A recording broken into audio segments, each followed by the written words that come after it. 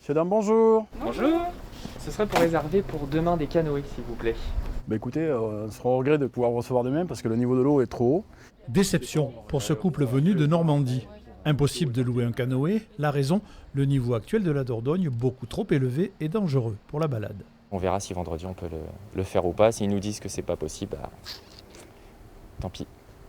Trop haute, la Dordogne subit le double impact des fortes précipitations et des régulations des barrages par EDF. Certainement qu'EDF aurait pu peut-être mieux gérer ce débit d'eau en sachant qu'il y a quand même des activités qui sont liées au loisir derrière et surtout en Périgord. Moi aujourd'hui j'ai des consommateurs qui sont aigris de ne pas pouvoir faire une descente sur la rivière Dordogne, quoi. Les touristes sont bien là, mais doivent encore attendre. Un véritable coup dur pour l'économie connectée à la rivière. Au mois de juillet, on a travaillé correctement, on va dire 3 jours, puisqu'elle a été haute aussi début juillet. Donc on n'a pas pu louer aussi début juillet. Voilà. Donc une année très compliquée pour nous.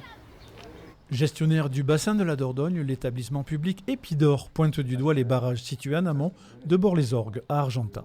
L'eau qui sort du barrage d'Argentat, elle se retrouve ici un jour et demi plus tard. Ça amène une certaine inertie.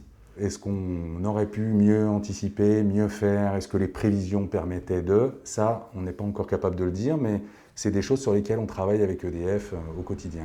Difficile pour EDF, après les pluies abondantes, de réguler autrement les retenues d'eau.